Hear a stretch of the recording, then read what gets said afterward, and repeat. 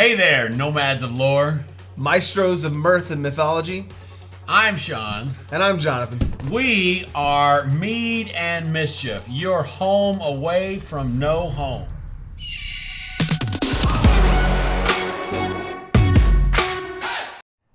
Hey guys, this is Jonathan.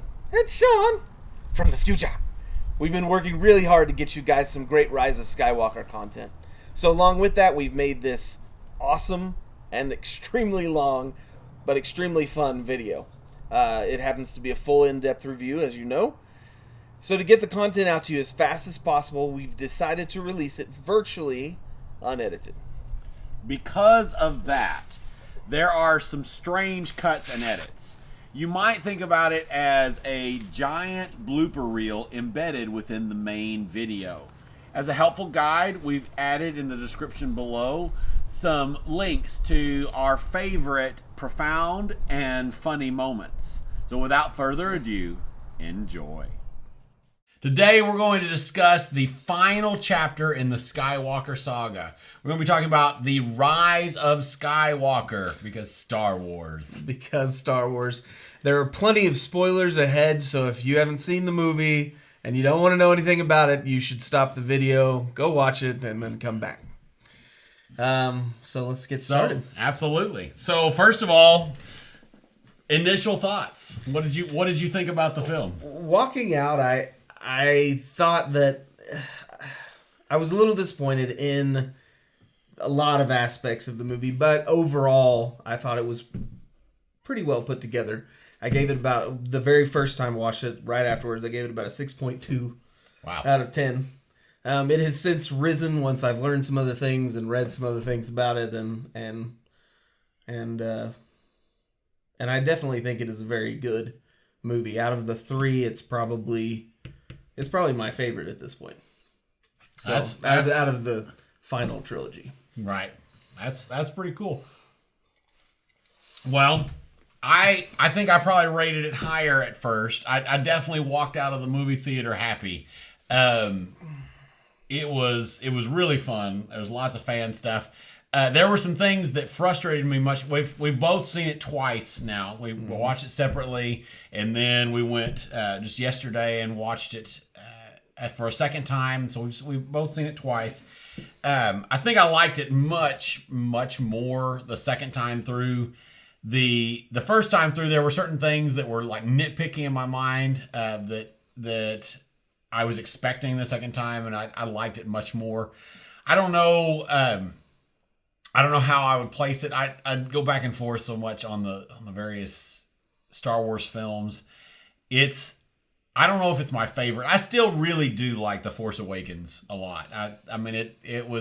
It's a pure fan service movie. I know that. Mm-hmm. It's very, very fan servicey, but it felt like Star Wars was coming home, and so it's really cool. Well, let's dive into the content. Remember, this is spoiler free. We haven't said anything spoilery yet, but it's about to happen. So if you didn't hear that part at first, definitely if you don't want spoilers, this is where to get off right now. Go ahead. Well, let's start with Rey.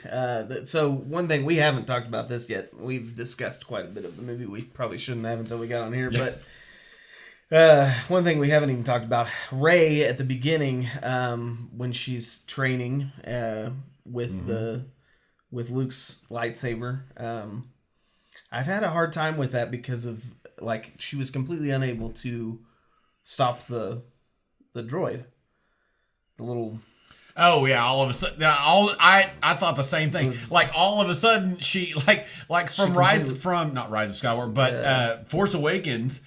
She's Jedi. From Force Awakens. Yeah. She's like an amazing Jedi already, which is strange and weird. Yeah. And how is she capable keeping up with Ren? Who kind of she took him out essentially. Yeah, and so.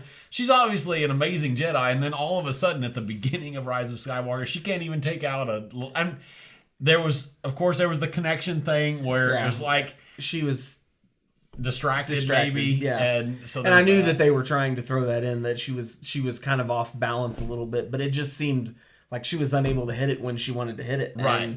I understand 1 or 2, but then anyway. huge step backwards Yeah. from, and Yeah. which was very, it was strange. And I mean, that was obvious, you know, Kylo's hovering over the mask thing and whatever, and who the heck knows what's going on there, connecting to Palpatine, I guess, who knows what he was doing, but yeah, so that was there. That was a little strange at the beginning. Absolutely. Yeah, I thought the same.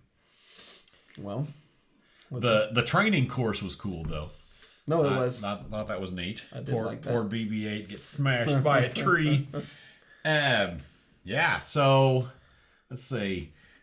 The first is, you may have some stuff. The first thing that I noticed that continues to be a little bit strange was Poe's light speed skipping, which was something I'd never heard of before. So, but that was fine. I mean, that's kind of a cool thing. Light speed skipping. You know, if you've not listened to the warning and you haven't seen the film, light speed skipping in this was presented as basically he jumps into light speed, skims across a planet, and then jumps into hyperspace real quickly and does these little jumps, I guess, to lose them.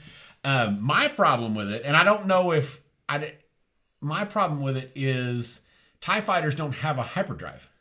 They don't have a hyperdrive at all. I mean, they have never had a hyperdrive. Yeah, and so I don't know how are they following him? You know, I don't know if they were supposed to be close enough that they were part of his hyperspace bubble window, which we've seen that kind of thing before, so that's possible. I mean, it was kind of a cool scene, you know, whatever, and leads to this funny argument, you know, with him and Rey, you know, her being mad about him light speed skipping, and him being mad about BB-8 getting smashed and having by a tree, new panels and all that kind of stuff.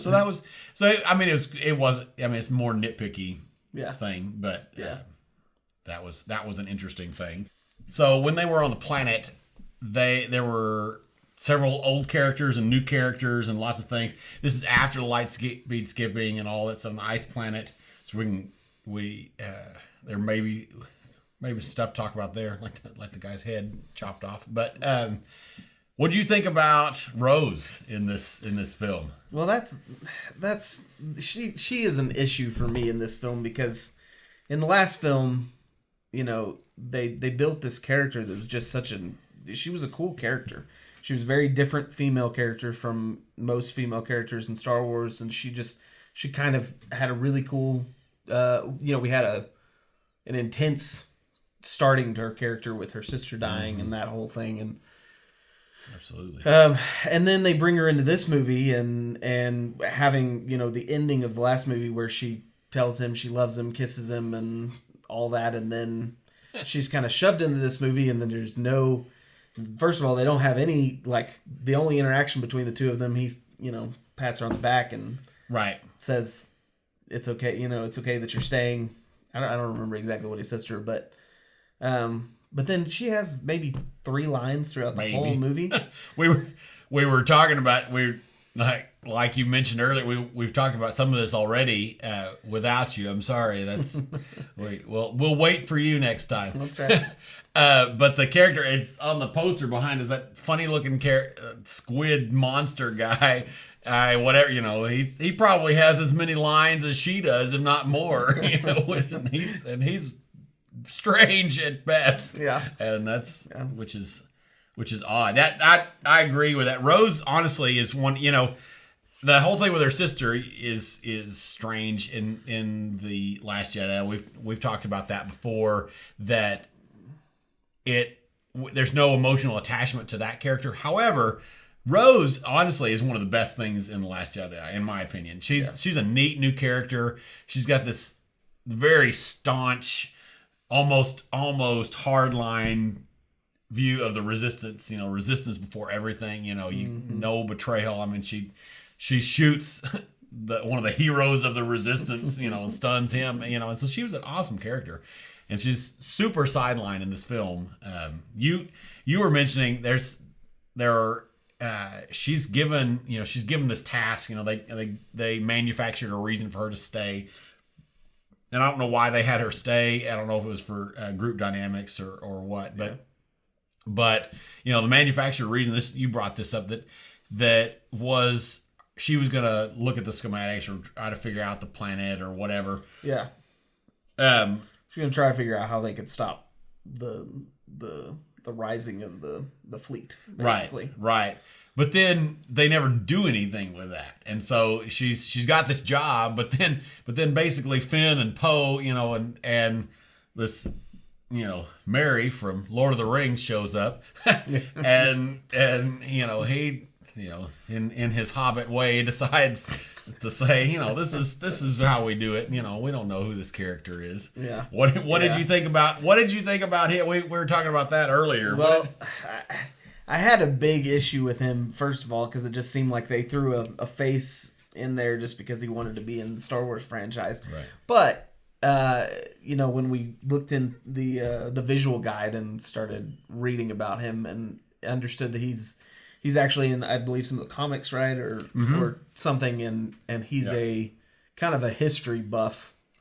And so he knows a lot about the history of the galaxies, I guess, and all the... I guess a little bit about the Sith, obviously, since he knew, that Palpatine was either cloned or something weird. He kind of explained that some strange magic of the Sith that has happened somewhere. Only they know, but somehow he knows about anyway. Yeah, something. No, I just wish they would have taken what they gave his character and just left it with Rose or somebody else who needed a little more screen time, like you talked about.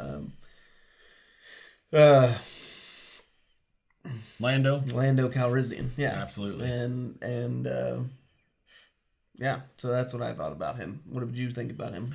When I first watched the film, I looked at him and I saw, oh yeah, there's what's his face. I couldn't think of his. I should look up what his name is. Dominic something. I don't know. We'll get it for you in a second. Internet Googling magic. Not a sponsor. That would be awesome. That'd be an amazing sponsor. But anyway, I thought, oh, that's kind of cool. But who the heck is he, and why is he in this scene? What is going? I was like, what is even going on with this character? Who is he, and why is he there? I admittedly didn't read, listen to, or watch all of the Journey to Rise of Skywalker stuff. I've read part of the of one of the books, and I'm getting through some of that kind of stuff. So it's some of the fan service is pretty cool that they've added to this film, and some of it I really like because some of the stuff links to Clone Wars and to Rebels. It's just really cool. That particular one was a bit jarring because he was such a recognizable actor. Even though I can't remember. Dominic Monaghan? Yeah, Dominic Monaghan. That's right. See, I knew it was Dominic. So, Dominic, you see this? I sort of knew who you were. Mary. Mary, and he was in Lost. He was in Lost. He was great in Lost. And he was very great in Lost. That's another great drug addict. Another great J.J. show. Abrams. Yeah, great show with a terrible ending. Absolutely. We're not saying Rise of Skywalker is a terrible ending. His name in the movie was Beaumont. Something Beaumont. Yeah, we can look it up in the guide in a minute and get back to you. But so they fly. I'm reading from my notes that I took in the dark theater, so I some of them are illegible. I can't read mine at all. But so the big question, and which has now been answered, much to the chagrin of many fans, the big question that's left unanswered in the film is what the heck was Finn gonna tell Rey? That was a big question. There was a lot of fans that were hoping for a "I love you," or "I love you, I know" moment or something. There was a lot of fans. I thought about it, and I was actually fairly sure that he was going to tell him he was force sensitive, because that seems to come up several times. What did you think about that scene? What were you thinking? Yeah, I thought it was good. They led you to believe it was something about love, for sure, because he was hesitant to talk about it in front of Poe. Right. But I thought it would have been almost forced a little bit, and it's obvious that she doesn't feel the same way, so it would have been kind of awkward. I think that J.J. Abrams did come out and there was a viewing, and then after the viewing, he had a fan get together or something. Yeah, and he said that it was that he was force sensitive, or he thought that. I don't even think they really made up a thing, honestly. Right. I think that was just his thinking of what they were going to do. So here's my thought on that. And he has Abrams has come out and said that that's what he was going to say or something to that effect. Mm-hmm. So my question is, they thought they were going to die, right? I mean, that's at least what it looks like anyway. C-3PO thought he was going to die. Of course, he always thinks he's going to die, but why in the world would that be his last words to Rey? Yeah, that's my question. Get it either. Exactly. And why is he so hesitant to say that in front of Poe? I mean, right. Poe's not going to look down on him because he thinks he's force sensitive. Well, maybe, but yeah. There has been this friendship triangle between the three of them. People were hoping for a love triangle. But there's been this weird friendship, like where Rey is your friend and Rey is my friend, but we're not necessarily friends together, or or this and that or the other thing, or Rey isn't all of our, and so I don't know. There's a interesting tension dynamic. I don't know. It was an odd thing, but anyway. Yeah. What else?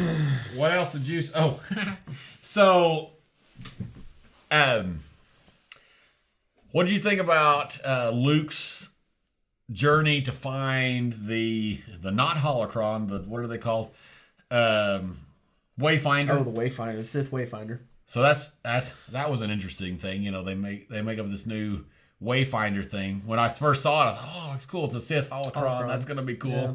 That's gonna be a cool thing. That has just been in the cartoon shows, and now it's a new thing, which is fine.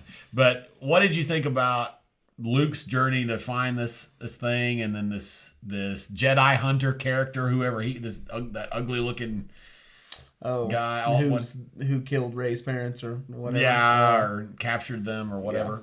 Yeah. I thought that was an interesting. It kind of gave a little bit more about what Luke did between movie 6 and movie 7. The fact that he saw Lando. I hope that we get to hear more about what Luke did in between, because that was actually some of my favorite novels that got taken out of canon were the movies or the books of what happened after Episode 6. And so I thought it was interesting just to learn a little bit of little piece of that, I guess. It seems strange that he was unable to find anything, since he's semi-powerful in the Force, and probably should have noticed the big pit of this sinking sand that's right next to the ship that they fell into. But anyway, I thought it was still pretty cool. Mm-hmm.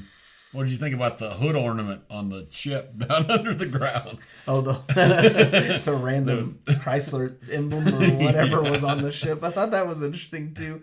The Sith stuff in general in this whole movie is better than it has been. I love the Old Republic era Sith stuff, and so seeing this, especially when you get later into it and see that there's Palpatine, big spoiler, that Palpatine's in this giant chair that's awesome, better than Game of Thrones chair. Cool. Shots fired. Yeah. So and there's these thousands of followers or whatever they are up in the seats and everything, and all these tall Sith lords and the what are they called? Anyway, that whole sequence, all of the Sith stuff in the movie was much more tangible than it has been in past. So going back to The Mandalorian, they're, spoiler alert, episode 7 of The Mandalorian. Baby Yoda heals the guy, bounty hunter, bounty hunter, representing whoever he is. Whoever this guy is, from a wound on his arm that he gets from a flying bat or something. whatever it is. Anyway, so I thought that was interesting that they had him heal this character on Wednesday, and then on Friday when the movie comes out, they had her heal, this snake, and then later on more healing goes on. But I really like what they're doing with adding all these different abilities. At some point, I think it will get to be a little bit much, but it's it's something that's always been a part of Star Wars, where certain characters have been able to do certain things and other people can't do those things, but they can do totally different things. Sure. And so I like that they're still building on that. So that's very cool. So the thing that I really like, the healing thing was I didn't expect that. I mean, the Androcles and the lion almost was neat and a neat touch for. I liked that. What I liked, I just finished just this last week, finished watching Rebels. Watched it with the kids, and I would have watched it without. I loved Rebels. Is great, absolutely worth. We'll talk more about it later, I'm sure. But the cool thing to me, there was actually several things that I felt like there was almost the spirit of Rebels in this film. It makes me think that J.J. Abrams or other people who are involved have actually seen these shows, but some of the other ones, it almost feels like they didn't, and some of the other things, some of the other books even, but that's a different discussion for a different day, of course. But when she's, instead of going to fight the thing, and Poe's wanting to fight, and there's a lot of comedy actually with Poe and Finn, and which was really great in this film. Which we need to talk about comedy here in a minute. But that moment when she says, "No, I'm going to connect with it," there's this big overarching thing in Rebels where Ezra Bridger, the young Padawan Jedi character, that's kind of one of his, what you were talking about, where one of his things is connecting with animals, and you see that actually with Obi-Wan Kenobi in the prequels and in Clone Wars, he learns how to connect with animals really well, and so that moment was really that moment where she's connecting with it instead of and then to take that one step further, like I say, in the kind of Androcles and the lion kind of moment where she's heals the snake. That was a cool scene. I really liked it quite a bit. Absolutely. Yeah. What about the scene right after? I mean, if we'll keep going in chronological order now at this point. Surprise! Yeah. So we've got the scene where Chewie gets captured and gets pulled into the okay. Yeah. With the I guess we can talk about them. Let's start with them. The Knights of Ren. What do you feel about them? Like a lot of things in this movie, I mean, it's good or bad. I would say inevitable to be truthful. It's just so much stuff chalked in this film, which I'm not as mad about as some people are. But the Knights of Ren are kind of a cool thing that are extremely underutilized and underdeveloped. Like, who are they? What's the backstory there? It's absolutely something Kylo Ren would do to create this elite ghoul squad, as the word they use early in the film. That's absolutely something he would do, and it makes a lot of sense. And they're neat. The character design is super cool. All kinds of cool weapons. There just wasn't a lot. There was a lot of.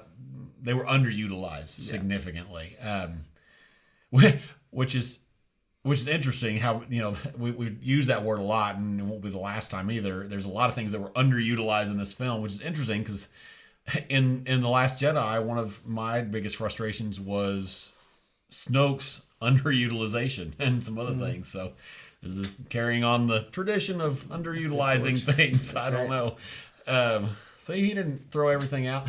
That's right. The character design was super. The movie should have been 10 hours long. Is that what we're saying? I don't know. That's kind of the trend in Hollywood these days, to make longer and longer film, or split everything into 500 parts or whatever else, which is a bit frustrating in some ways. Although I don't know that it would have hurt to make the movie a little bit longer. I mean, it was long already. I mean, it really was. But take a Not completely. Let's not split The Hobbit into 3 films. Different discussion for different day. But take a page from Peter Jackson's book and make it a little bit longer. I don't think that would have hurt. I don't know. I think the character design of the Knights of Ren is super cool. Yeah, super cool. I really enjoyed that. I'm curious whether they are force sensitive at all. Because we've seen in Rebels and some other things. I wonder if it has information about that in the. It may, and we should look in the guide. If we do in a cut, we'll come back and tell you.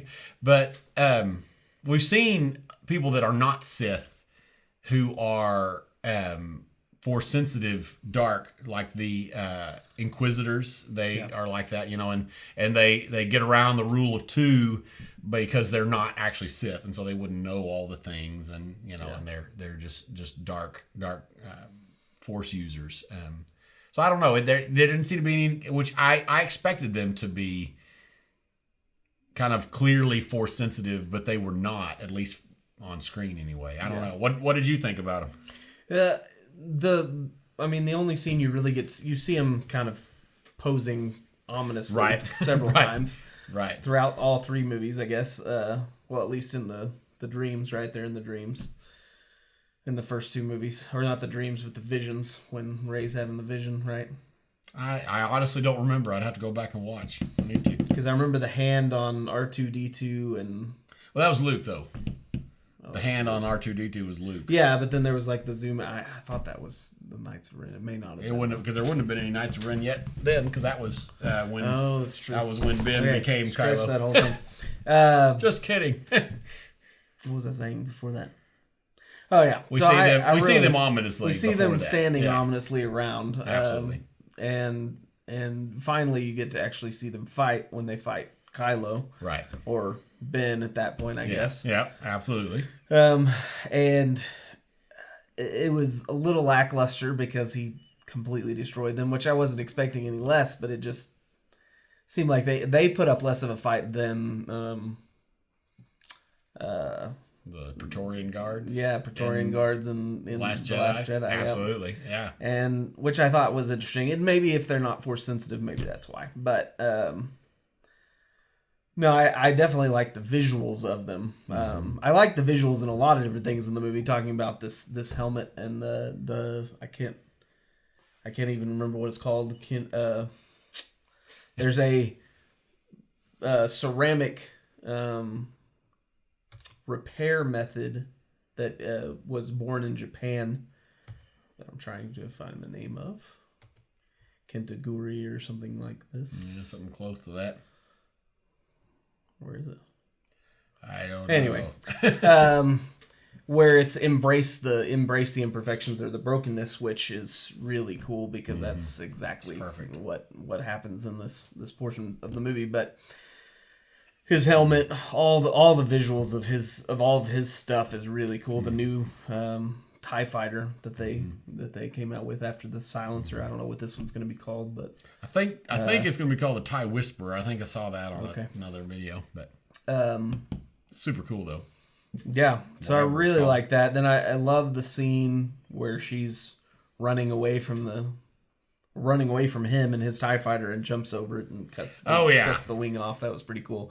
And then right after that we get the little glimpse of her possibly being Palpatine's daughter because she, sticks her hands up in the air and is trying to pull this shuttle thing. Yeah, the shuttle that has we think has Chewbacca in it, and her and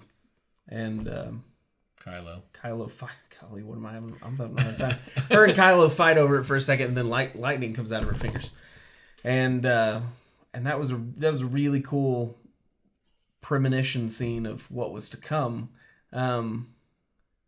It was interesting as well because we've only seen lightning be a thing of the dark side, right? Absolutely. Only Palpatine, and then I guess has there been some other Sith probably that have used lightning, but never any Jedi.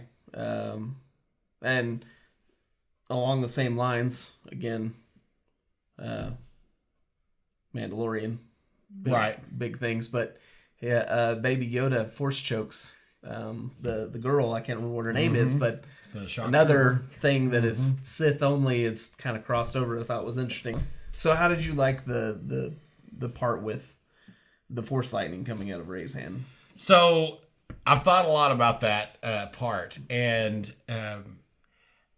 I'm still not quite sure how I feel about it. My jury's kind of out, so to speak. Because it was very unexpected, and we've definitely never. There's a lot of stuff we've never seen before, and I'm okay with seeing stuff we've never seen before. Definitely, I'm down with Star Wars and exploring some unexplored areas and pushing things in certain directions. I'm okay. I am okay with that.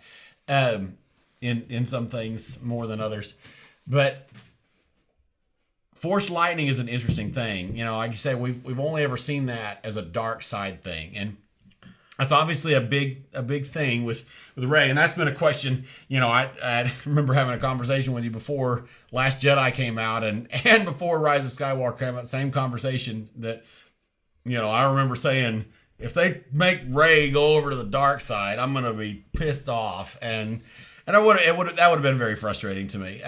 But that's still a question, and actually we've seen that at least 3 times. You know, that was a question with Luke Skywalker. That was a question with Anakin. Well, it wasn't a question. We knew what was happening with Anakin Skywalker. But, you know, depending on what order you watch the films in, that makes it more of a question with Luke Skywalker. And that's been a question for a long time with Rey is will she go to the dark side? Will Kylo, Ben, whatever, be turned to the light? You know, what's going to happen with all of that? And so obviously keeping that tension there was important, and that was a way to do it. So historically, anytime lightning has been explained, if it's been explained at all, it's been explained as basically uncontrolled, erupted dark side energy. And so from that sense, it makes sense kind of canonically, sort of, even though we've never seen it before. You know, she was very clearly angry. You know, Daisy really does an amazing job acting the entire trilogy. She's phenomenal. And so she's very, very clearly angry there and frustrated and scared. You know, we know from way back, fear leads to the dark side, right? Mm-hmm. And so that it makes sense from that standpoint. And so I don't know that I have a huge issue with it. It was very unexpected, which unexpected isn't always bad. Yeah. It led to a nice dramatic scene. I mean, that, you know, everybody thought Chewie was dead, which is non-trivial to say the least. Yeah.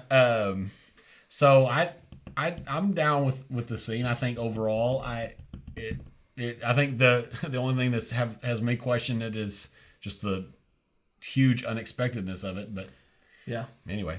Yeah. No, did you have anything there? No, that was pretty much my thoughts. So where did we go after that? We had the let's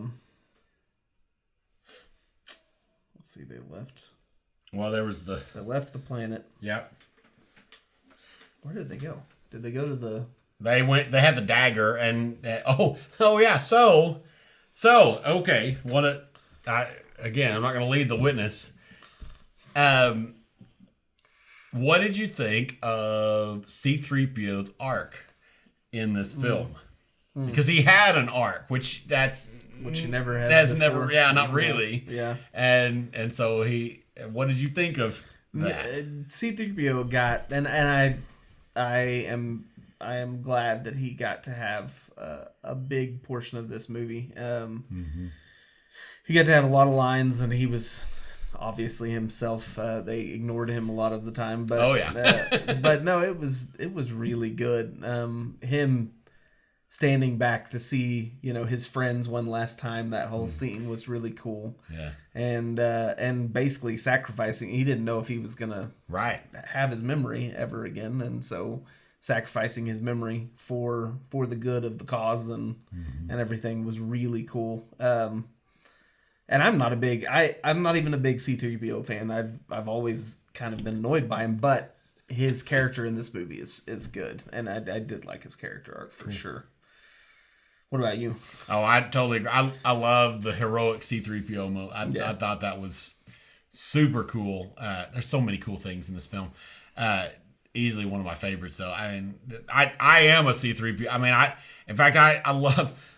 That's the thing that I really like about almost everything except episode 1 really. In episode 7 or 8, excuse me, is keeping the humor in with C-3PO where it belongs. I mean, he is the comedic relief of Star Wars, and very much so. And he's in rare form in this film. The comedy is really good in this film. I thought we diverged a little bit into juvenile comedy a little bit in Last Jedi. In fact, that's my number one that was my number one complaint when I walked out of the theater for that film.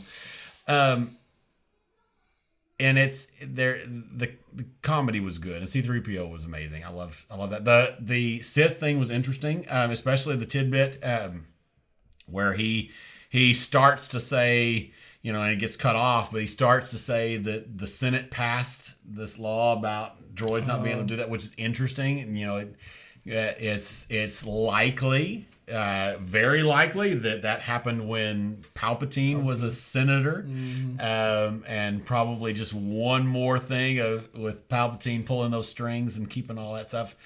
So that crazy character, Sheev Palpatine, is. We talked earlier. With Palpatine in this film, it almost this is called the Skywalker saga, but you could almost call this the Palpatine saga, truthfully. Oh, yeah. After this movie, for sure. Yeah, I mean, because the prequel trilogy was basically about Palpatine. I mean, I know it was about Anakin. I know, don't get me wrong. But as far as who was calling the shots and who was super important, I mean, Palpatine, absolutely, prequel trilogy, and obviously super important in the original trilogy. I mean, he's the Emperor, and he's... Vader's master, all this stuff, and now he's been calling the shots everywhere with everything for decades, and crazy. But anyway, we've kind of gotten off of C-3PO, but I everything about C-3PO in this film was great, I think. And what's the little character's name? I can't remember now, but that actually works on C-3PO's head. Oh, the Baba Frick or something like that. Baba Frick. He was funny. C-3PO's oldest friend now. that was another nice thing about the Memory Wives. It gave some nice comedic moments. This is my first laser battle. That's right. It was very good. Yeah. Baba Frick was pretty funny. Nice to meet you. Yeah. What about Poe's lady friend? How'd you feel about that? I didn't mind it the first time I watched it, and I don't know that I mind her. I can't remember the actress's name. I have to look that up. But she's an amazing actress. She really is. She's wonderful, and I would love to see more of her in Star Wars. I'd love to see more of the character. The character's interesting. I like I actually did like the interplay between her and Poe. Is this nice kind of. It's Kerry Russell. Yeah. Oh, yeah. Kerry Russell. Of course. Sorry. Sorry, Kerry. Zori Bliss. Zori Bliss is the character name. Yeah, she's phenomenal. She's a phenomenal actress. And so that was kind of cool. Honestly, I have no problems with the new character. I have no problems with the new character. I have no problem. I love the interplay with her and Kylo. The one thing her and Poe. Whoever. Her and Kylo. Kylo doesn't need another. Another female. He's already got some strange. Well, more to be discussed later. But I liked the character. I really did, and she was a neat character. I liked that relationship with her and Poe. It was funny and interesting. It gave some backstory to him. It absolutely gave some backstory to him. The one thing that I and this idea is not mine. I actually saw this in somebody else's article, and but I agree with it wholeheartedly. Is I wish that instead of putting her in there, they would have given more screen time to Lando. Because I think Lando could have filled that same role perfectly. He could have taken him to Baba Frick. He could have known about Poe because of the spice running. 2 seconds at the festival. Exactly. The 42-year festival right. From 1977 to 2019. He definitely could have done that. Absolutely. But they chose not to. So yeah. And she's cool. And I agree. I think it gives some backstory. But Lando could have done the same backstory and talked about Spice Runner. Runner of spice. Runner of spice. Are you a scavenger? Or weren't you a scavenger? We could do this all day. Yeah. That was a great So then back to more Force craziness. The whole passing of things between, and that actually happened when they were at the festival. And then happens again between Rey and Kylo in the when Rey goes up to the Star Destroyer, or Star Destroyer. Yeah. She's in his area and looking around trying to find Chewie's stuff or whatever, and then I think knocks Vader's mask off and it falls to the floor, and then Kylo's like, "Oh, that's where you are." So the whole interaction between like things moving from vast places across space between the two of them was interesting, cool, a little cheesy with the lightsaber part at the end. But what did you think about it? So what I wrote down about that connection with Rey and with Kylo, this guy, was what the heck is a dyad? Because I had never heard of that, and I haven't consumed every Star Wars media, far from it, really. But I'd never heard of that, and I don't know what that is. So it seemed really strange, really cheesy, really kind of contrived, is what it felt like. That's what it felt like in The Last Jedi, and it continued to feel the same way in Rise of Skywalker, and it was expanded upon. And it still does feel a bit contrived, and to force a connection between the two of them. I mean, that's really what it feels like. It feels like this pushed thing. The interesting possible explanation, right now it's just theory, it's not for sure, is that I have seen, is reading the visual dictionary for this film. It talks about this runic Sith runic inscription. Words. Runic. Yeah, runic. Talking about the rule of two. Talking about the dyad, and they talked about that inscription is very similar to an Sith inscription that talks about the rule of two, which is a much deeper rabbit hole than we have time to get into right now. But it basically means that there are only ever two Sith at one time. That hasn't been true forever, but for a long, long time. For the most part. For as recorded, known history, canon history, has been true.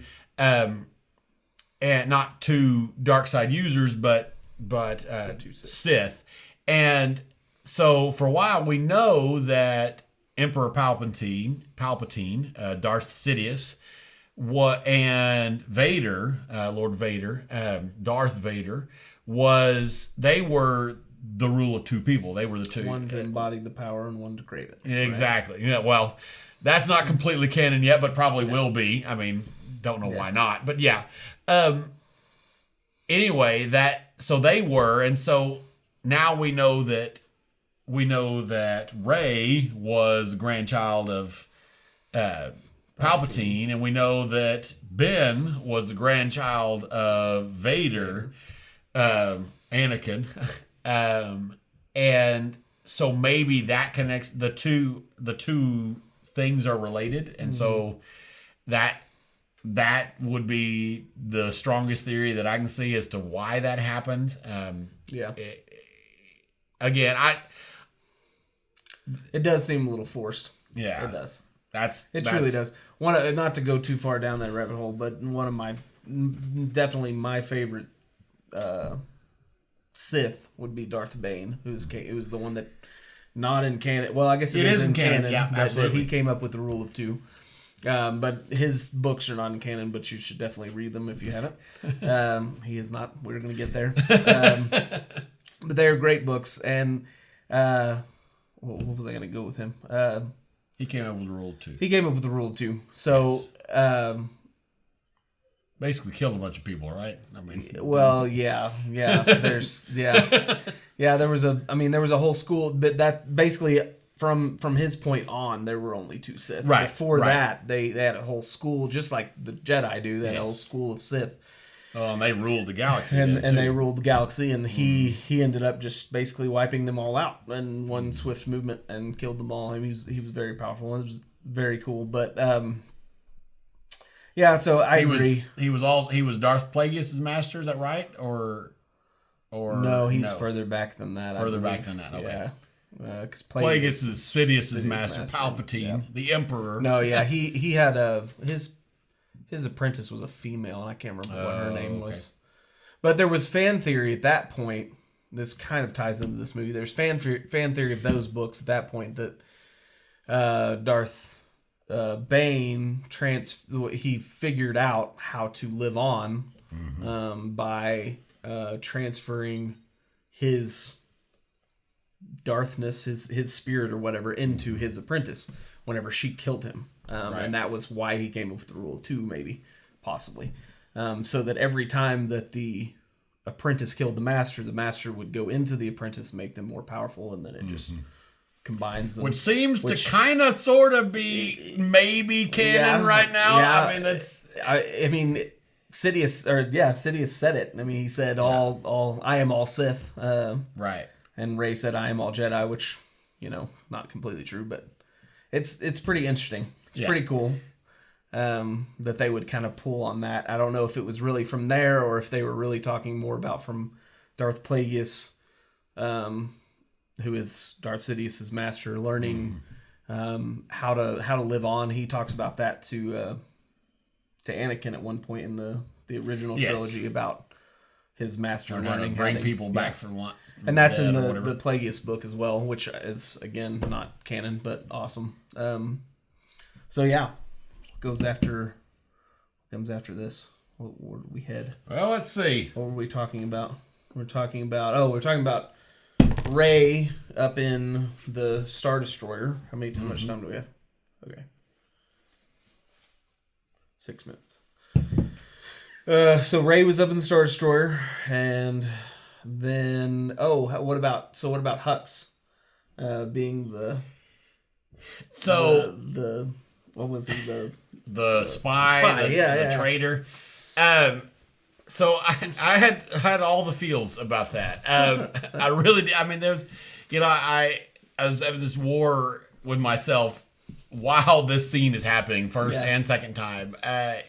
Because part of me, like I said, I just finished watching Rebels, and I love Rebels, really do. I actually like it even better than Clone Wars. We just say that because Clone Wars is really cool, but it reminded me a whole lot of this character in there who turns out to ends up becoming a good guy. Not at the it wasn't his choice at the first, but he becomes a spy, basically the exact same thing, and so that was in so that.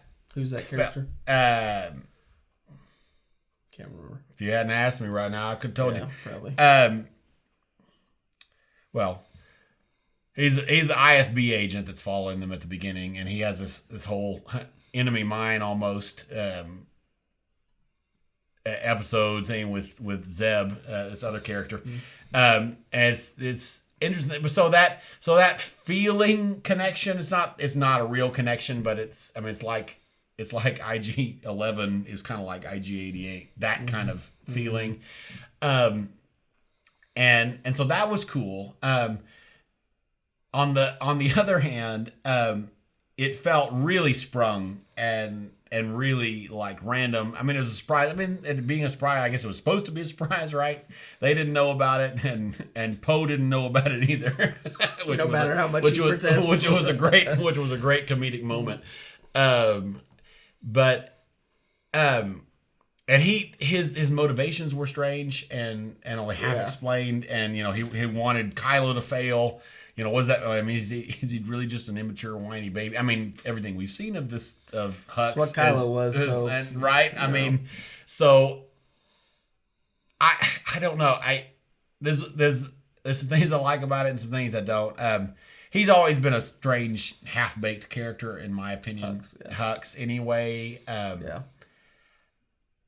Again, we talked about this a little bit ago, but I think that I mean, they explain the reason. I don't think it's a good enough reason, but it just being that he was jealous or mad at Kylo. I mean, and I agree. I don't think it's good enough reason for him to flip, or a good enough. There should have been something else, or maybe a little more. Of course, maybe it would have made it more obvious. I don't know, but I do like the I can't remember the commander's name. The other guy. I actually really liked that scene. I mean, even though it made the whole thing kind of short lived and even less pointful. But where he figures it out real quick and just turns around and shoots him is very, very First Order / Empire thing to do. Mm-hmm. General Pride. Yeah, General Pride. Yeah, so that I actually like. I mean, some people might have been frustrated by that. I don't know, but I like that scene. I thought that was it. It was. I thought it was good. It was interesting. But. Yeah. No, it was very. We're gonna cut this if I get it wrong, but Grand Moff Tarkin. Is that the no? Who is Grand Moff Tarkin? We're cutting this. Grand Moff Tarkin is he comes the head of the Death Star. Yeah, that's who. Okay, it was the right guy. It's Grand Moff Tarkin. Anyway, Grand Moff Tarkin he has the same feeling as General Pride. I think. Right. I think there was kind of a. Well, and I need to look. I need to go back and look. Maybe he has the scene where he says, "I served as I served you before." So I don't remember General Pride before. Not really. I need to go back and look and see who he was and where he figures in the original trilogy. I assume, and that's just faulty memory. I think.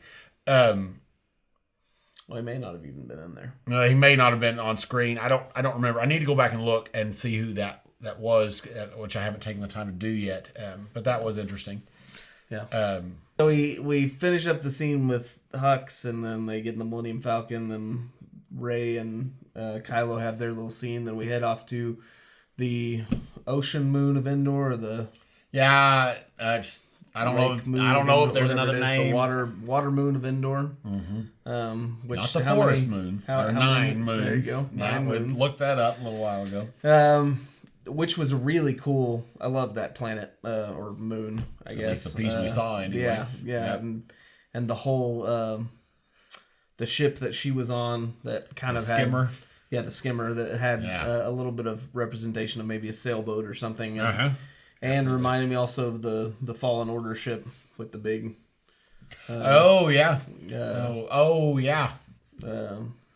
Big fin almost that. Yeah. Vertical and then switches and. The video game. Very cool. Order. Yeah, very cool Star Wars game, by the way. Anyway, the scene we pick up another new character. Yes, a new.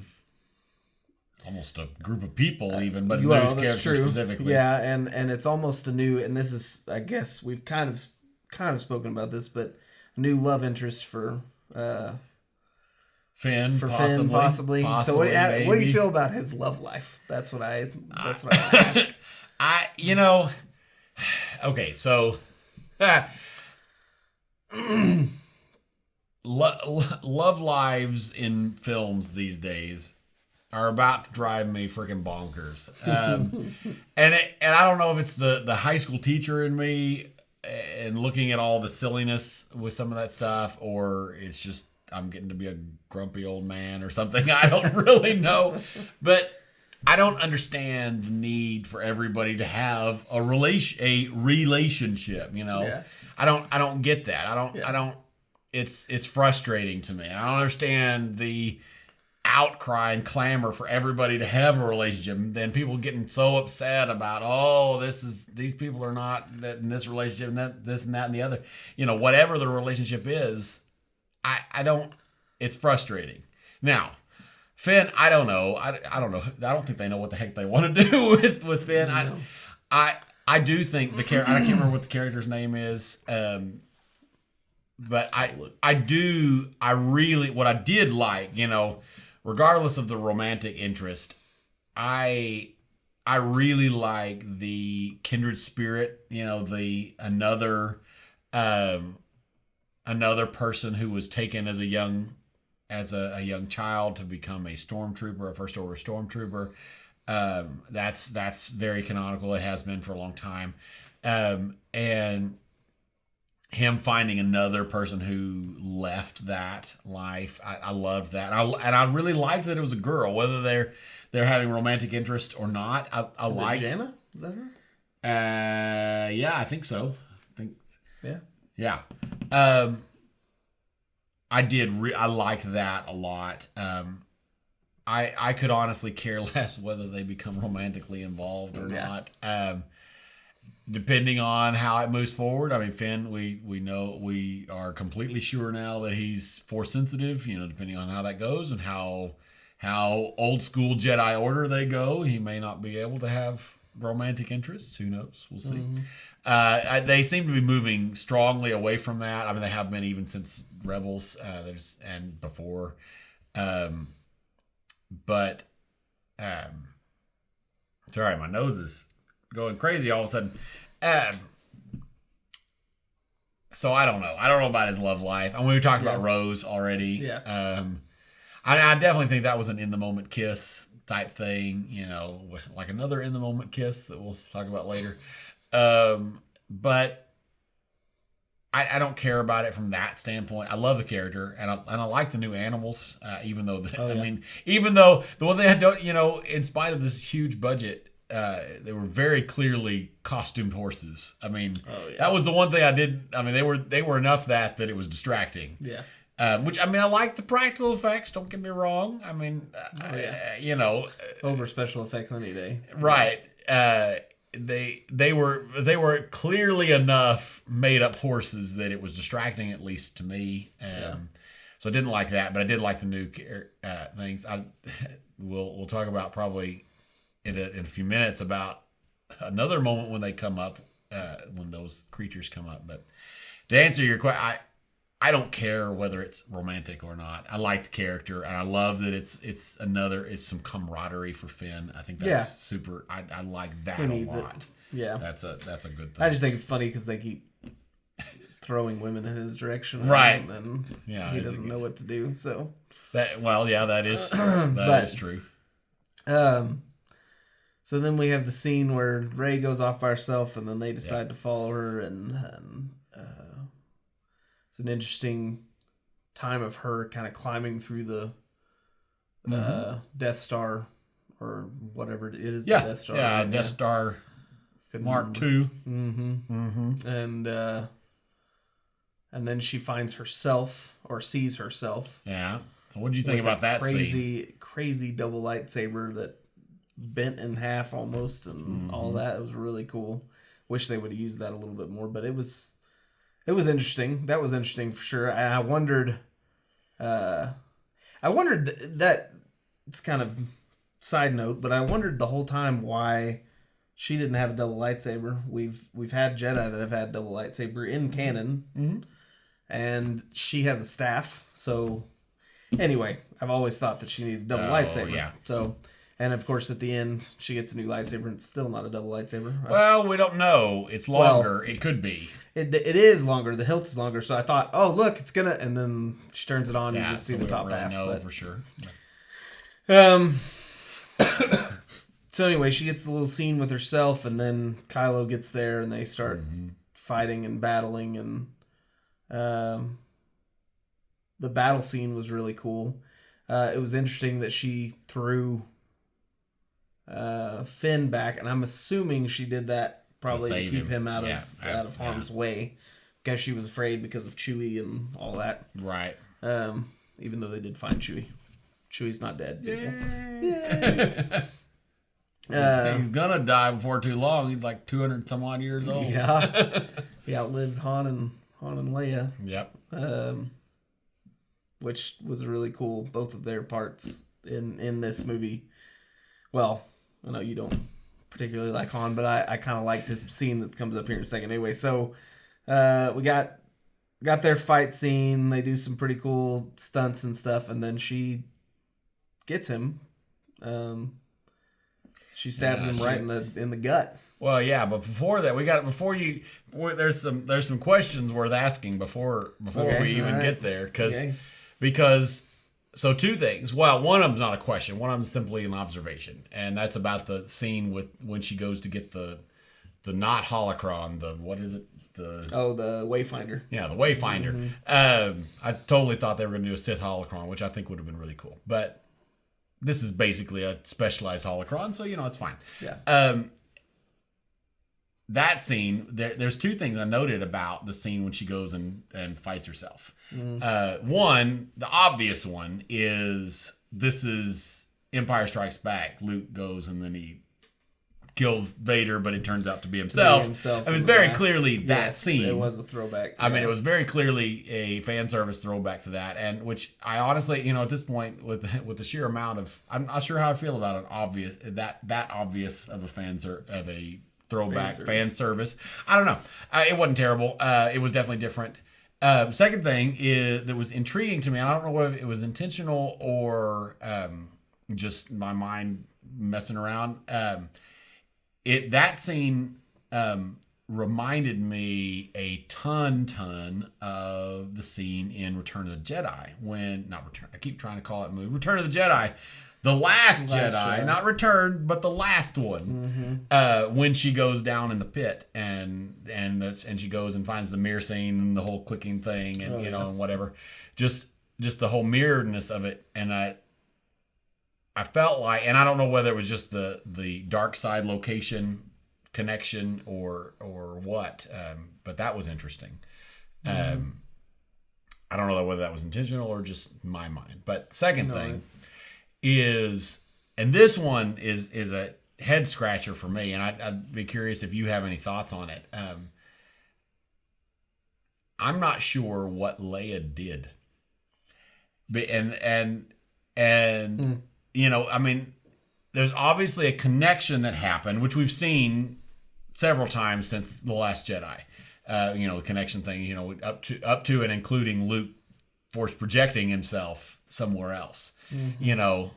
Spoiler, but we already told you already. But so we've seen lots of long distance connections. Yeah. I mean, so it seemed like she obviously kind of connected with him, and he was kind of shocked out of it, and which is what caused Rey to be able to win.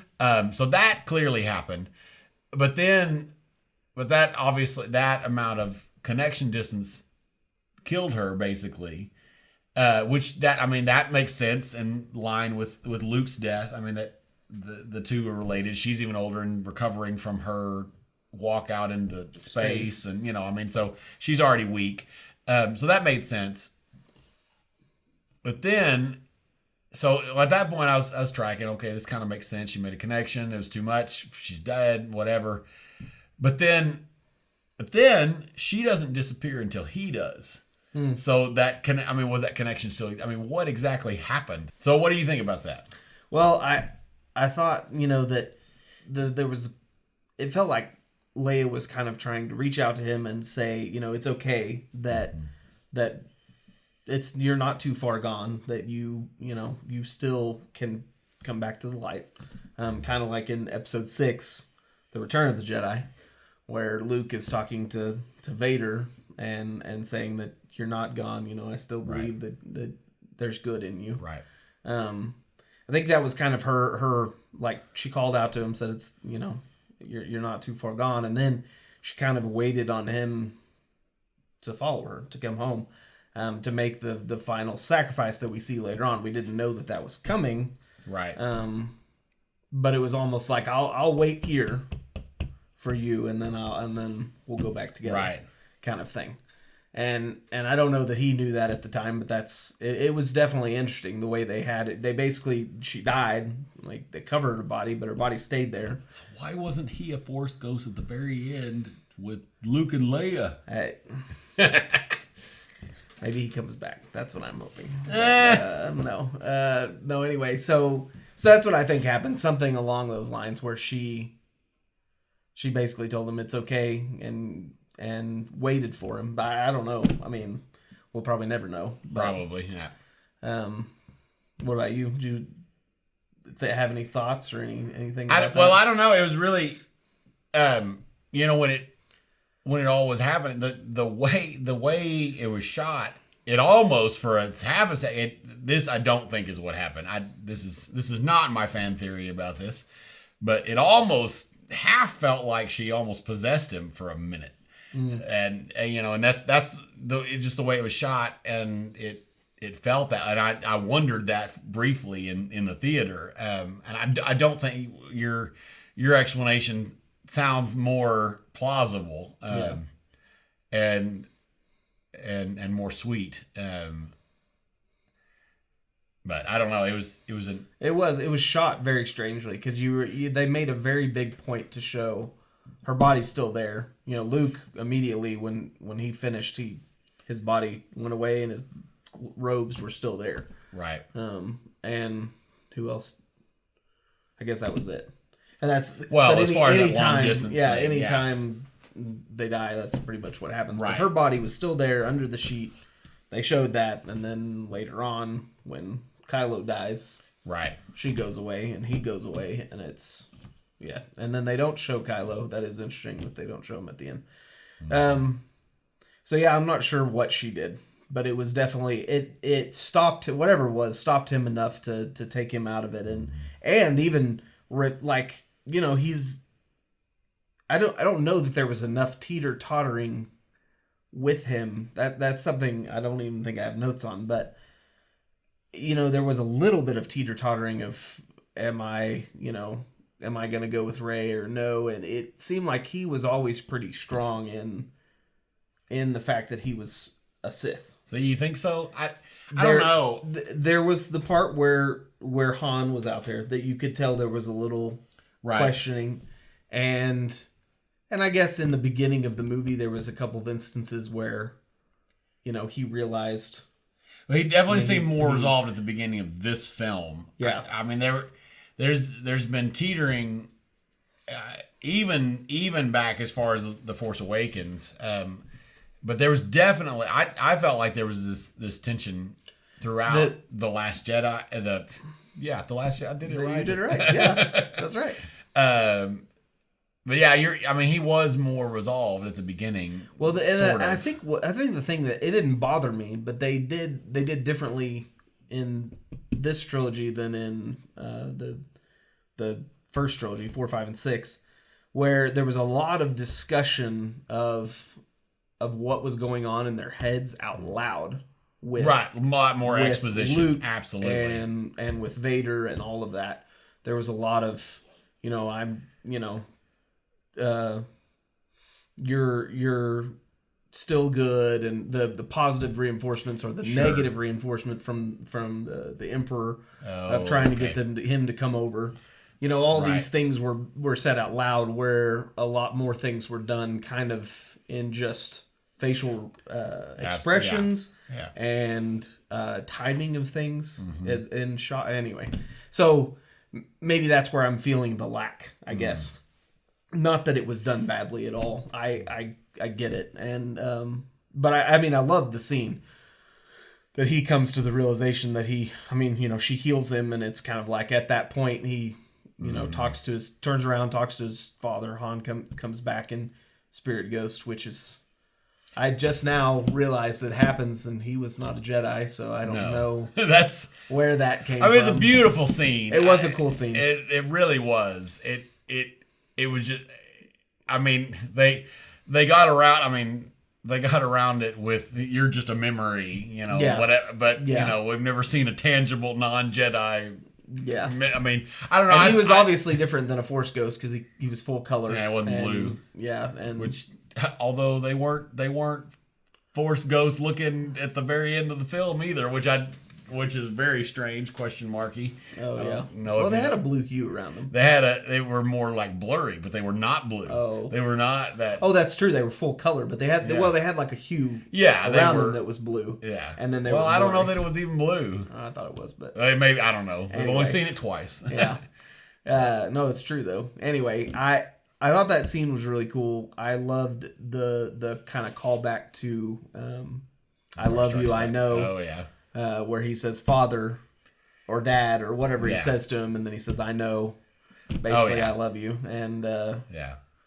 I don't know if I'm gonna have the strength to do what I need to, and then he says, "I know," I guess, and then throws his lightsaber, which I thought was, Yeah. or you talked about last night, was interesting with the whole throwing lightsabers thing, because we have Luke who throws his lightsaber and tosses it over his shoulder, and then who stops the lightsaber that Rey's thrown, and then Kylo throws his, and obviously getting rid of it, and getting rid of that side of him and going back to being Ben, which is really cool.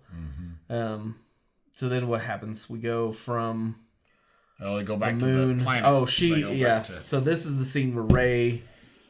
This is the hardest scene for me of the movie, as far as I'm concerned. Rey goes back to the planet where she found Luke originally in episode 7, and where Luke projected himself in episode 8. Well, she goes there, but before that is the other scene where Poe and Finn and Chewie go back with the thing, which was a which was a big scene. You know, I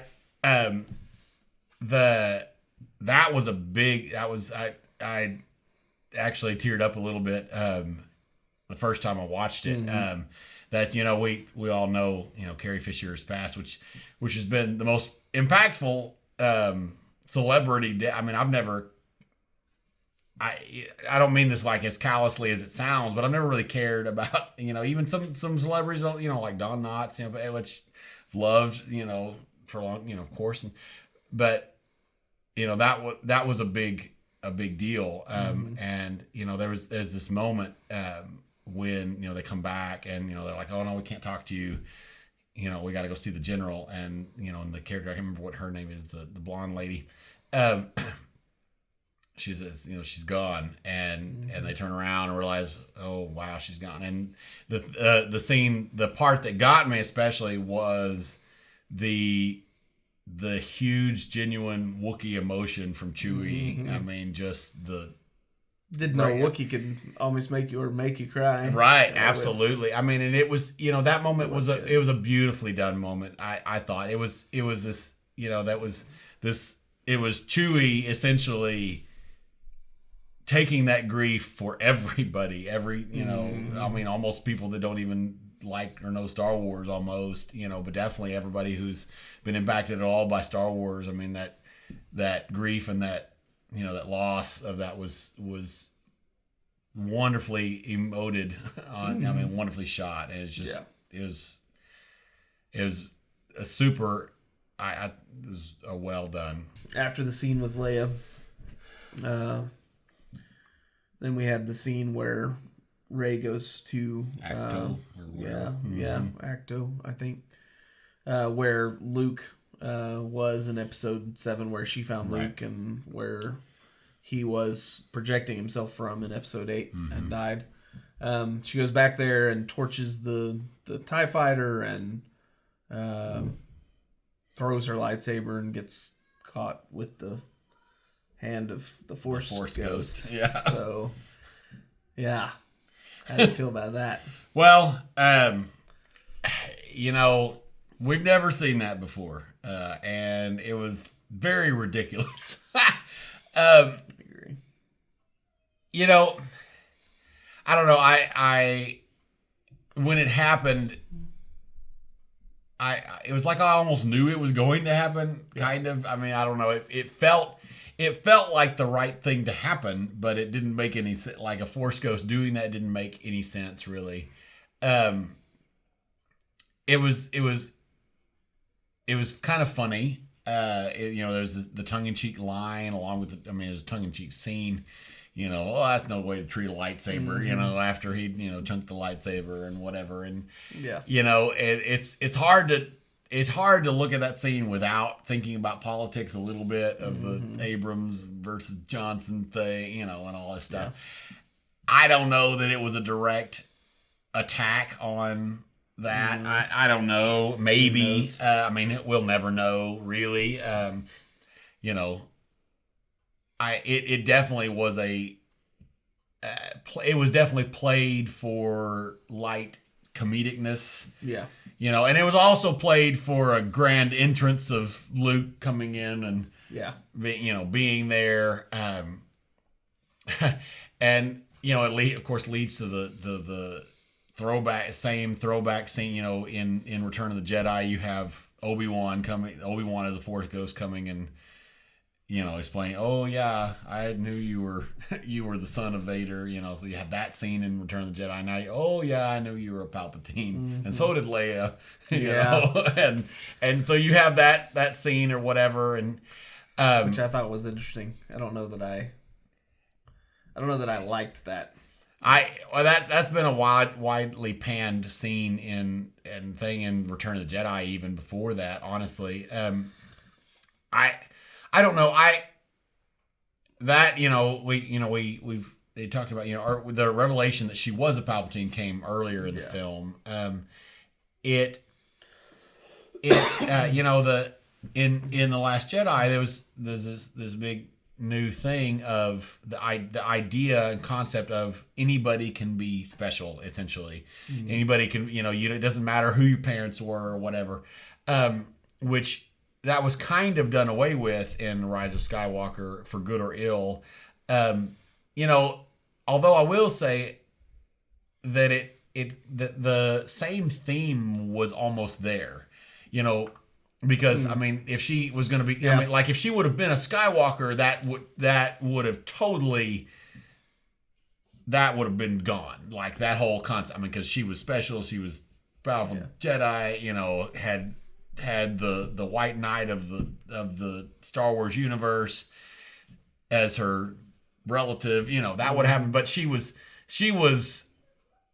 the granddaughter of the most notorious, horriblest, terriblest, no good, very bad Sith Lord, and even more so in this film. Well, I don't know. He's always been. He's just a crazy Sith Lord anyway.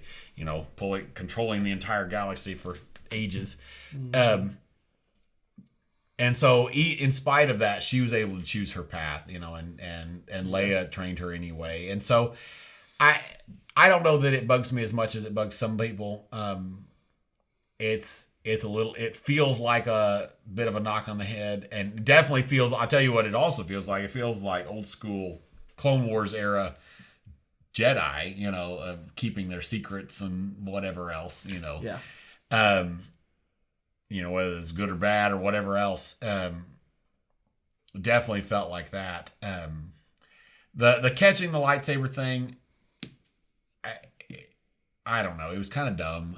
Yeah. And kind of cheeky, and I don't know. I don't feel like it's the hugest deal, but I think you were more frustrated with it than I was, for sure. I don't know that it's a deal breaker thing for me. No, it's not a deal breaker. It was very frustrating because we saw Yoda.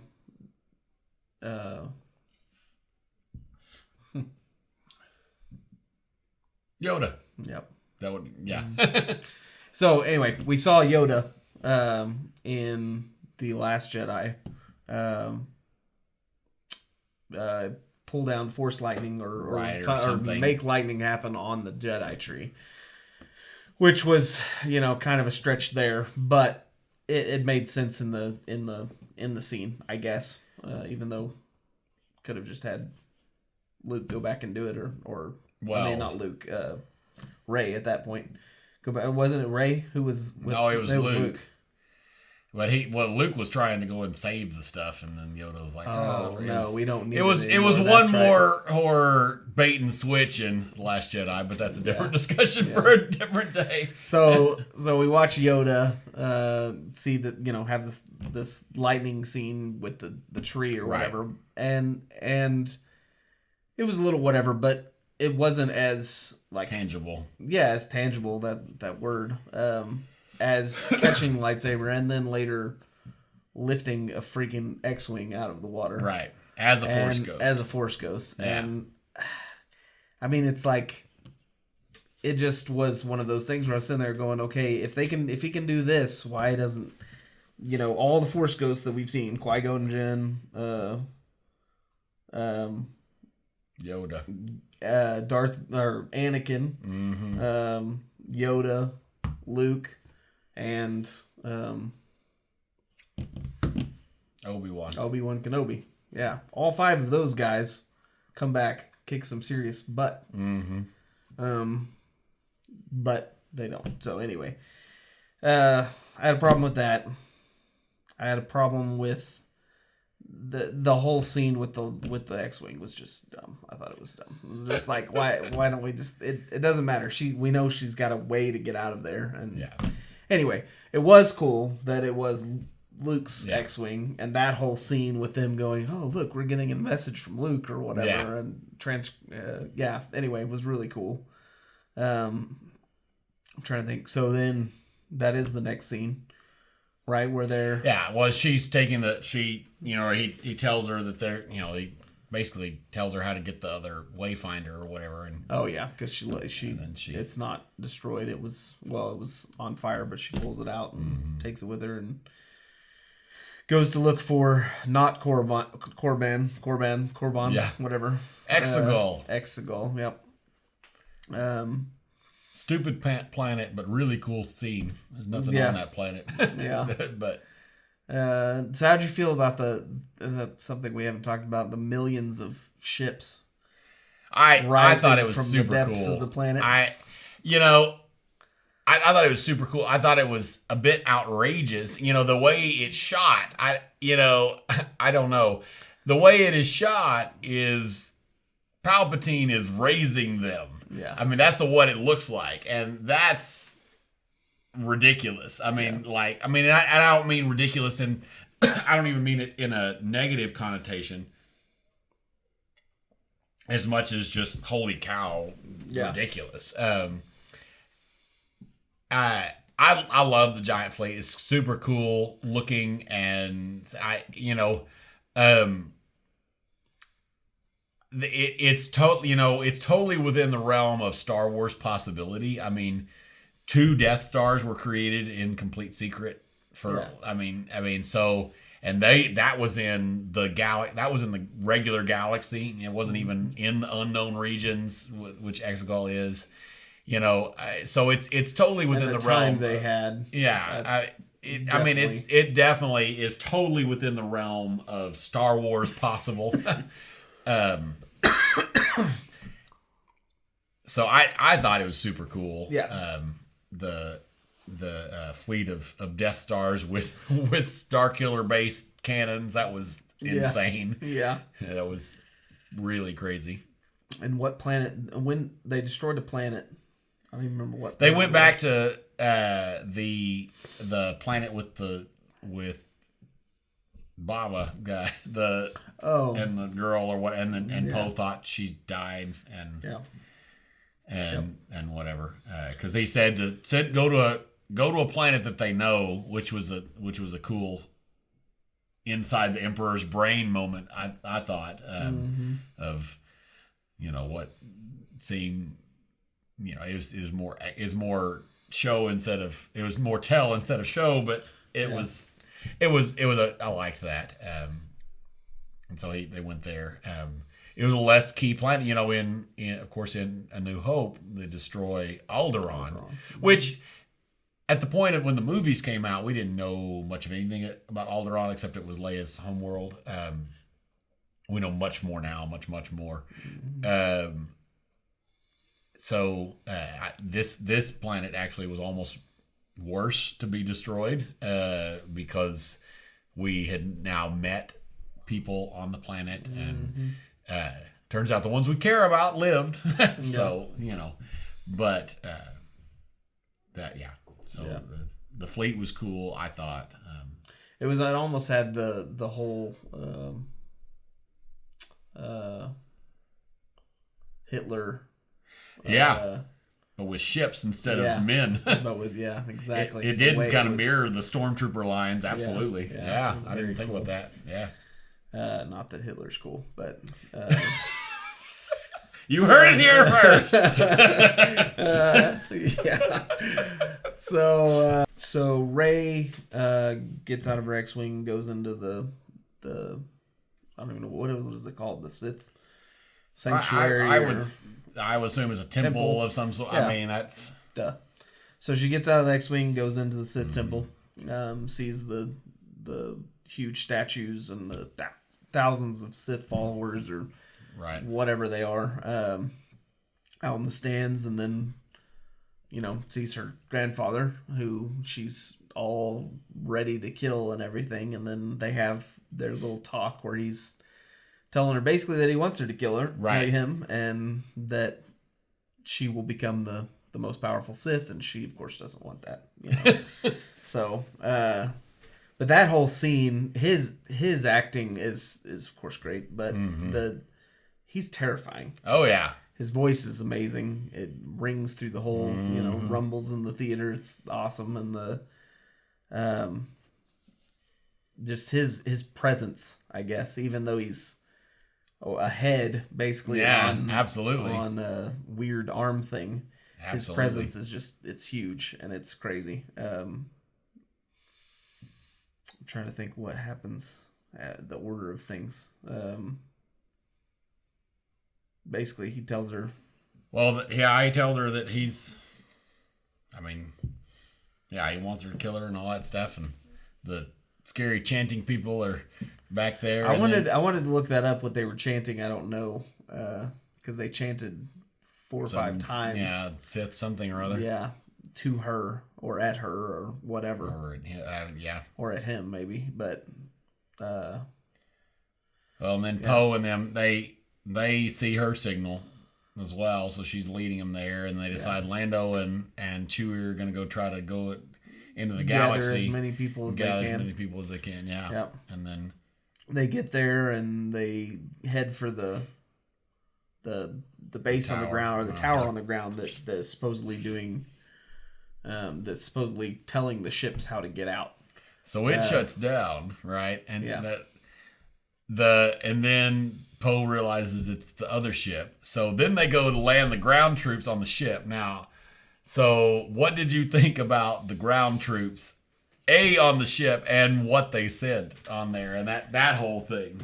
It was interesting. It was funny because they were like, shut down the speeders, and they're like, they're not using speeders. But again, it was terribly, like the horses were terribly done, because I don't think I noticed them as much in the first scene. Oh, really? But at that scene, they're running, and it's like the way they're running it's bad.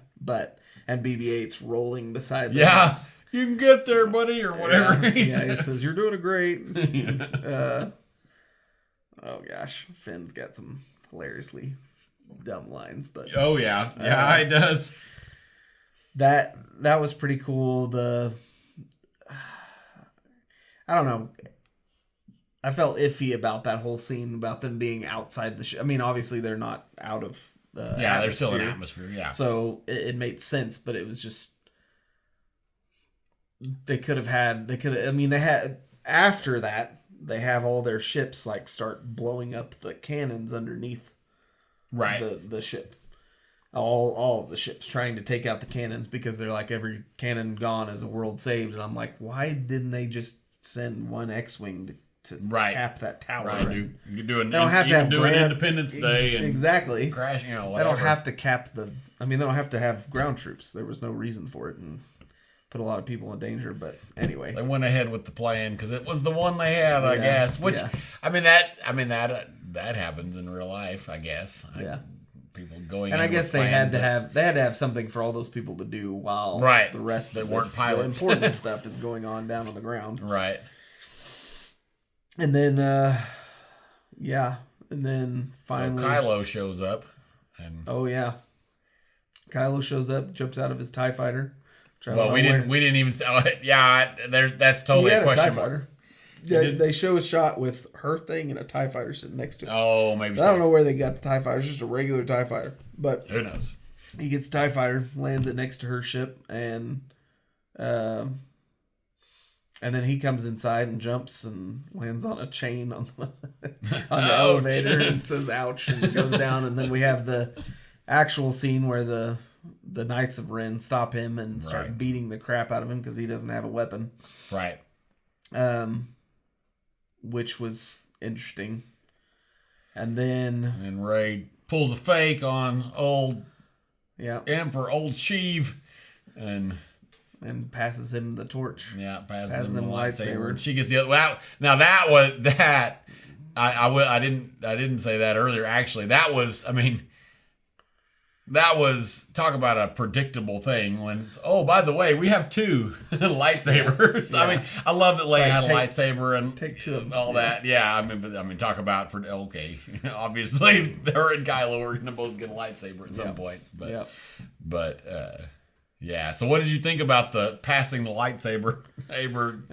It was. I mean, it was a neat use of the trick that had been done twice before. Right. It was predictable, but it was a little cheesy too because of the scene where Kylo's like, whatever to the Knights of Ren. But anyway, right. It was cool, and he took him out swiftly. That was a little bit disappointing. I think I already talked about that, or if we're cutting this, whatever. It was a little disappointing. They're fighting. The Knights of Ren would just. He completely demolished them, which I understand he's the one that probably raised them, so it makes sense, but they gave up no fight whatsoever. Right. Compared to some other guards and different things. Praetorian guards specifically, but other just guards, Sith Inquisitors and things like that. Oh, yeah. I feel like would have given him more of a fight than they did, but maybe I'm wrong. So,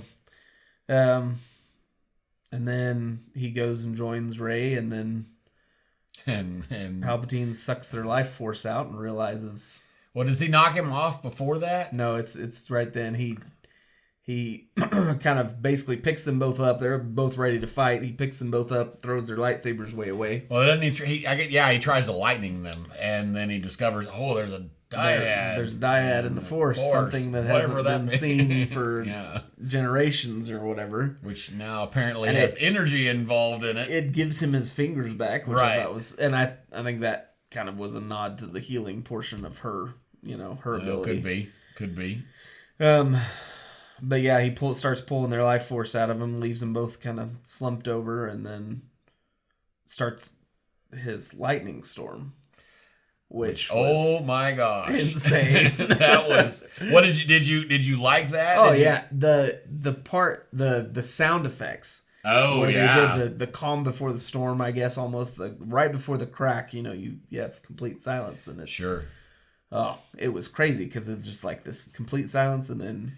Oh, before the lightning, we didn't even talk about what the thing, what he's lightninging. Lightning-ing? Yeah, lightning-ing. Exactly. Because that's a verb. Or whatever.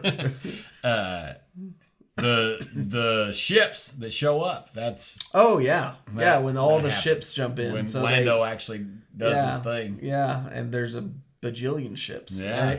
That was kind of a nod to what you said earlier. You were talking about how anybody can be... Right. Special or important or whatever. Especially with the line in there. Yeah, and the line that they throw in, this is where they don't have a navy. Where are these people coming from? And they're like, well, they don't have a navy. These are just people. These are just people. Yeah. Yeah, it was pretty cool. And there was tons of ships. And I would love to have a screen capture of them so we could kind of look and see what all was there. At least one in there that if you're a Rebels fan, the Ghost is in there. So that's cool. It's definitely in there for sure. I don't know who's flying it. I don't know whether it's Hera or... Hera's son, wink. We said spoilers, right? Yeah. But yeah, that was exciting. Yeah. That was cool. Yeah. And it also lasts till the end too. It has 3 times on screen. I saw. That's cool.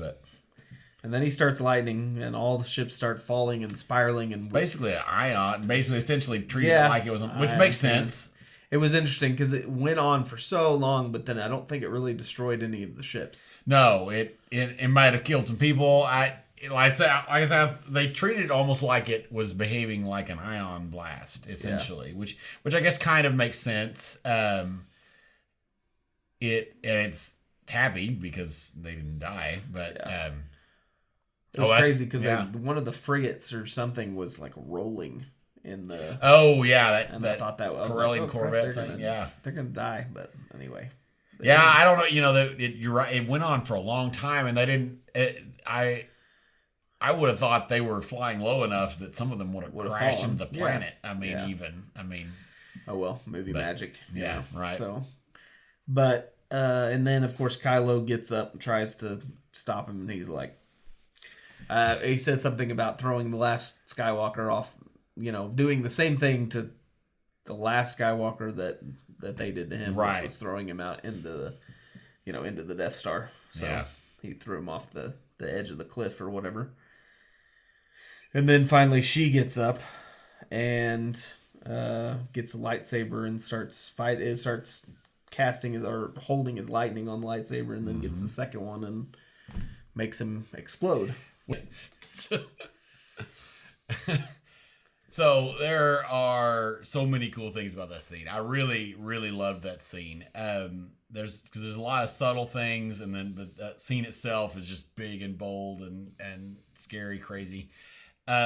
So in that scene, first of all, Palpatine uses his trusty old Force lightning, because that's all we ever see Palpatine do. For whether it's single person Force lightning or entire fleet Force lightning, he's got that one down, boy. Force lightning and conniving manipulation. Yep. And so that happens, and then what's really cool about that, I thought, is that Rey, of course, uses the lightsaber to deflect it, and then use the two lightsabers to deflect it after that. And so that happens in the Skywalker saga twice. And so I think he would learn. Right. With all his obvious intelligence, you would think that he would learn that doesn't work with a powerful other Jedi. Although Mace Windu does it with a single lightsaber, and it seems fairly safe to say that if Anakin hadn't have stepped in and killed Mace Windu at that moment, that Mace Windu probably would have killed him. Ended up killing Mace Windu wouldn't have done it. He would have killed himself with whatever. At least seriously injured him. Yeah. At least, even more so than he was. But the cool, the way they shot it and the way they did the makeup and stuff is identical to the way that happens in the episode 3, and so that was cool that that happened, and then the moment even before that where Rey, she repeats the same line that we hear her when we first see her floating with the rocks and whatever, she's saying "be with me" or whatever. Yeah. And that scene's wonderful. I mean, it's pure fan service. Absolutely. I loved it. So loved it. I mean, I loved Clone Wars and Rebels. We talked about that earlier. Both of those shows are phenomenal, and all these voices coming back. Ahsoka was in there. There's several other Jedi that Ayla Secura probably was in there. Plo Koon may have been. I don't know. There was a bunch of voices that just said Rey, and that was all they said. But there was so many. There was Kaden Jarrus was probably in there. Obviously, all the big ones. Yoda with his twisted up words was in there. All this stuff. That both was Obi-Wans. Yeah, both. And that was super cool too that they were able to do that. I did some reading about that. They had Ewan McGregor, and he actually recorded a line, and then they were actually able to take Sir Isaac Newton, Sir Alec Guinness, and they were able to pull syllables out and have him. The word Rey is his voice, which was super cool. I loved that. Was super cool.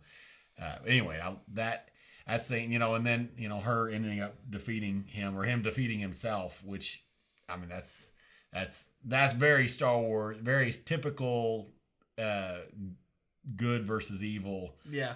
Star Wars, the bad guy destroying himself. I mean I loved that scene. I'm sure it infuriated critics who are mad about all the fan service and whatever. Which I don't understand. These critics don't know Star Wars, but that scene, I loved it. It was just so many things about it. Yeah, it was very well done. I loved all the skin peeling back and all the craziness that happened, and then his explosion that just rocked the world and killed all kinds of people, all those Sith people, and started collapsing the temple and everything else. Yeah, it was interesting to think about at the same time that there's never been a Sith Force ghost. Right. And so you wonder. So he said, I'm all Sith or whatever, throwing the throwback to Bane and Sure. Plagueis and all that. I wonder what happened to all those Force ghosts. I mean, all those Sith spirits, I guess. Right. That would be inside of him if there are more than one or whatever. Whatever he embodies, I wonder where it went. What it went into or where it, yeah. Anyway, Or be what interesting to see if there's something. If they ever do anything with it. Yeah. Absolutely. Yeah. And so the good guys win, and then Rey falls over Yeah. dead Yes, she did. from the force of trauma of holding lightsabers. I still don't understand. I'm a little annoyed with the ending scene, but it was good. But anyway, yeah. Well, so she falls over dead, and then I keep wanting to say Kylo but he's not Kylo anymore. Right. He's Ben. Ben. Right. So anyway, Ben comes back from the grave almost, his hand popping out of the thing, and right. coming back up, struggling and having his hard time. He did I love his acting. I know you don't like the character, but the actor himself, I agree with that. Phenomenal. He did a great job of pulling himself underneath her with his leg messed up and everything. It was really cool. And then holding her and then putting his hand on her stomach and I guess basically doing the whole healing thing, but transferring his energy into her. Right. And that, we've had this discussion already, but it bothered me because it's like she did it for, the snake, and then again for, what was the second one? She did it twice in the movie. Him, Kylo. Oh, yeah, him. Was there another time, too? She completely heals Kylo because he's got this big gaping wound he's going to die from. Right. Heals him, heals the snake, and then still has enough power left over to fight Palpatine. And then Kylo has gone through a lot, but heals her and then dies. I was sad, but it's okay. I'll get over it. Well, you're not alone. I mean, there's all kinds of people there are tons of people that just love Kylo Ren and Ben and whatever.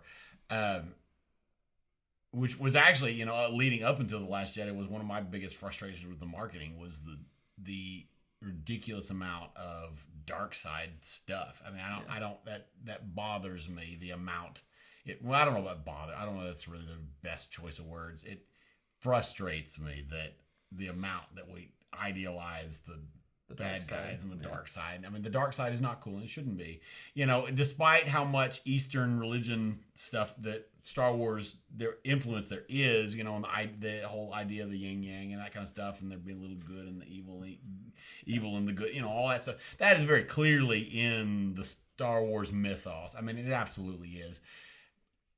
Having said that, I mean, at least in the original, honestly, in the entire Skywalker saga, truthfully, it's very much good versus evil story. Yeah. I mean, very, very much so. I mean, hugely so. It's and so I that frustrates me. I think that's one of the reasons why I dislike Kylo Ren's character. But I totally agree with you that Adam Driver does an amazing job. I don't dislike Kylo Ren because of the acting. It's like like. Anakin has been a character that I've never really liked because of the writing and because of Aiden Christensen's acting in it. I mean,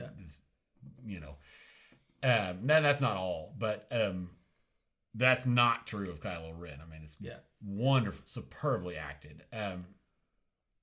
But I think, but even more objective than that, taking a step back from it, I think a tragic sacrifice is the perfect ending to his arc. I think it's absolutely perfect. And I'm a bit of a sucker for a good tragic sacrifice. I kind of like it when characters die in films when it's done properly. Die for a good cause. I think there's a lot of films that are not brave enough to do that. And so partially because I just, although I did like Kylo's character much more in this film, it was more, Kylo's arc is substantial. There's a huge character arc in all three films, and he comes a long way, and which made me like him more, and not just because he became Ben again. So I did like him better in this film, truthfully, but I just, from a more objective point of view, I thought it was a very fitting ending. For his character arc. Yeah, but I think it is. It didn't satisfy me, but it is a fitting ending. Sure.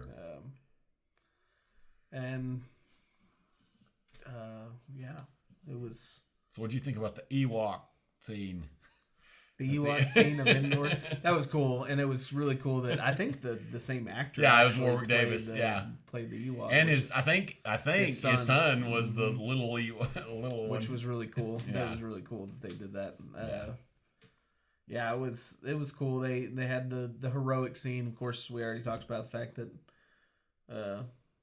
Finn never actually told her what he was going to tell her. No, up until the end even. I thought it was strange because I thought, okay, now they're going to have the scene where he's like, okay, I've been meaning to tell you. I'm a Jedi. I love you, or whatever. I don't love you, or I don't you know, have smelly feet, or whatever. Who knows? So then they had the celebration scene where everybody was excited, and the Ewok scene. Warwick Davis. Yeah, it was awesome. Yeah. A little Chewbacca thrown in there, and a little Finn and Poe and Rey hugging, and that was nice. That was cool. They developed quite a relationship there, rapport thing, friendship thing going on. Very much mirroring original trilogy. Yeah, very that. much so. That's which is the number one thing that was missing from the prequels. Yeah, I mean, was that nice camaraderie group thing, but and then her scene of putting the two lightsabers together. Epilogue scene. Who knows how long it was between this scene and the rest, but she takes Luke's and Leia's lightsaber and binds them up together in some little satchel thing and puts them down in the ground using the Force, which I feel like I've seen something similar to that at some point. I don't know. Maybe I'm just remembering back in the sand dunes with the Jabba the Hutt and some weird it could be sinking sand or something. Sarlacc pits. Yeah.